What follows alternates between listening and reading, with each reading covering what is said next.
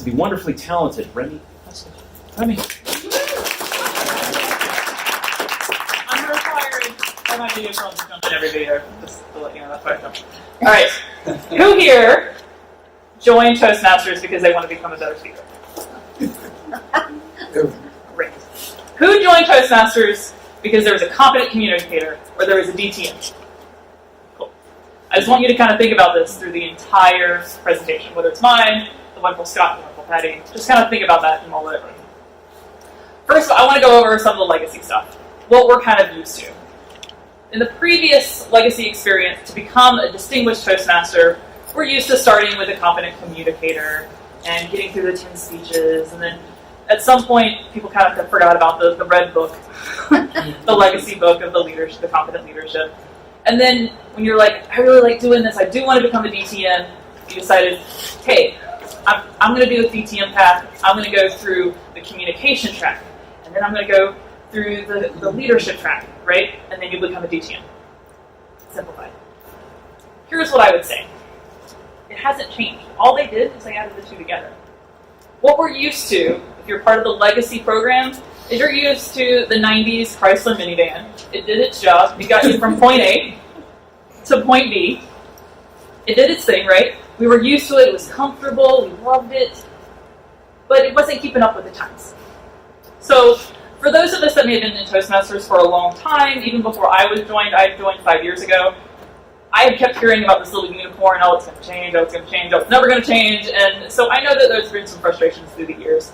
And so this is the unicorn that we got, right?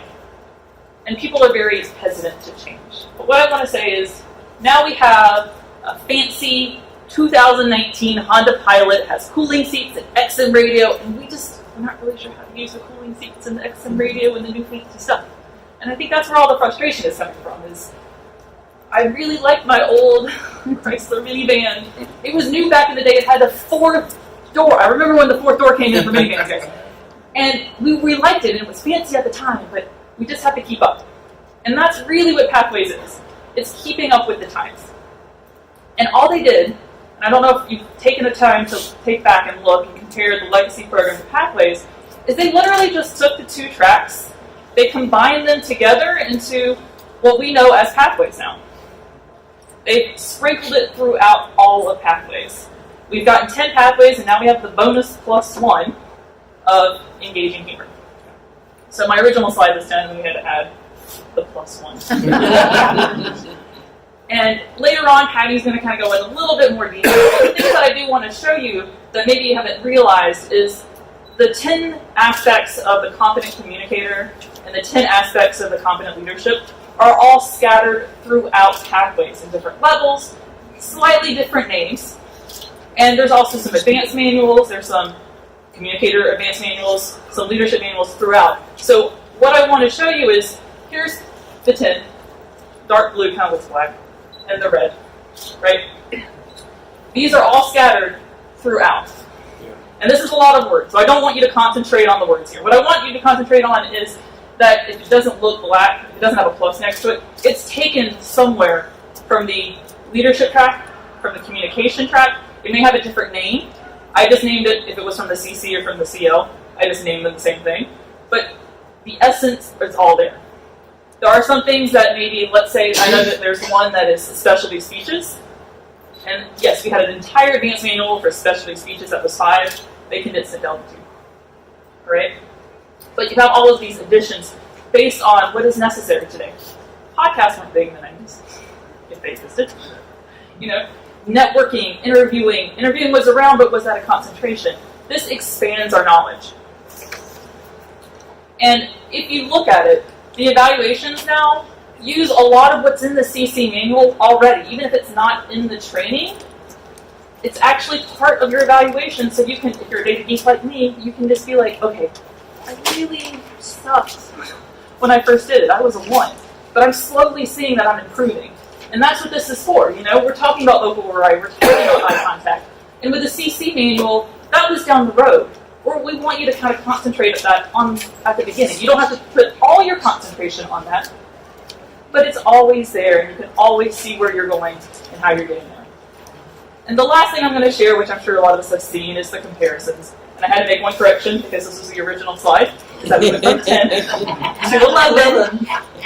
And this is the other thing I want to point out is I'm a techie person. I understand that. And I do admit that there are some glitches in the system. This gives us an opportunity as leaders to give international feedback. Where are the glitches? What do we need more of? What do we need less of?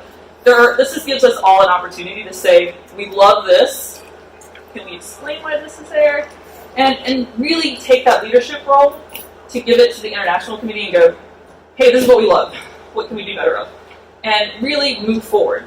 The best way to move forward is at least understand it. Where were we? Where are we trying to go? And how can we make it better? All right, I'm going to take the first one, which is probably the most elephant in the room anyway, is in Pathways, little encouragement for roles, including evaluations. How can we leverage the new system to get people in value, volunteer to do evaluations? CL was not included in Pathways. Okay, so understanding that the CL manual had, hey, you're going to do this role, hey, you're going to do this role, and then you're going to get, all of the 10 things, right? So I understand where systematically it feels like it's not there. It is there, it's in a different aspect, for one. So one, evaluations is part of level 1. You do have to be an evaluator, so that's for one. Level 1. That doesn't mean that they can't be evaluations again. This is also a slightly different cultural change. The thing is every role is a speaking role. People join Toastmasters to become a better speaker, right? We all agree that I don't think anyone didn't have their hands raised. You came to become a better speaker. And sometimes when you're a speaker, you have to do things that you don't want to talk about, but it also expands your own role. So we need to have a paradigm shift of, we had a checklist, we had to be Toastmaster, we had to be timer, we had to do this other thing, because that's what we were used to because a book told us to do it. But we're leaders here, right? We have to lead the charge. You want to be a Toastmaster because you want to be a better speaker. You want to be a better presenter. You want to be a better person that can actually navigate a meeting. You also want to be the person when you go to a corporate meeting and go, this is a horrible corporate meeting, please let me just take over because I can run it better, right? And you don't usually start out as Toastmasters doing that. I've been to lots of Apple meetings where I'm like about to pull my hair out and I'm like, how have you guys survived this long with these types of meetings, right? But that's the opportunity. So instead of saying, I don't have a CL that gives me a checklist that says I have to be grammarian, I have to do whatever counter, it's, hey, this is an opportunity. It's a speaking opportunity for yourself to expand your role. Some people are so scared of speaking. I mean, I wasn't scared of speaking. I was totally fine, but I wanted to be a better speaker. And part of that is controlling my ums and ahs. And I'm sure you counted 50 so's. Thanks, John. Help me out there. It's all about that teamwork. And every meeting is a big team project. Think about it. So as much as we don't have a checklist for the CL, that doesn't mean that it's not there. It just gives us the opportunity to reframe the conversation that it's about speaking. And that's what we need to reframe it to. So, if I can add on to that, as we heard this morning a little bit about the why you were doing things. One of the things with Pathways is you get a lot more flexibility. But part of getting more flexibility is what? You lose a little bit of structure. It's not, I'm going to go here, I'm going to go here, right. I'm going to go here, I'm going to go here. Oh, what am I going to, I'm going to go here. Because that's what's in the progression. You've actually got to think about the choices you make. And part of that is asking yourself, as Remy said, why are you in this? Why are you doing what you're doing? And then deciding what opportunity you're going to take to fill that meaning, filling the roles, doing those other things that are in the progression. And also another thing is that when you looked at the CL manual, remember a lot of it was telling you you're going to do this role and you're going to practice vocal variety, or you're going to practice this skill, or you're going to practice that skill.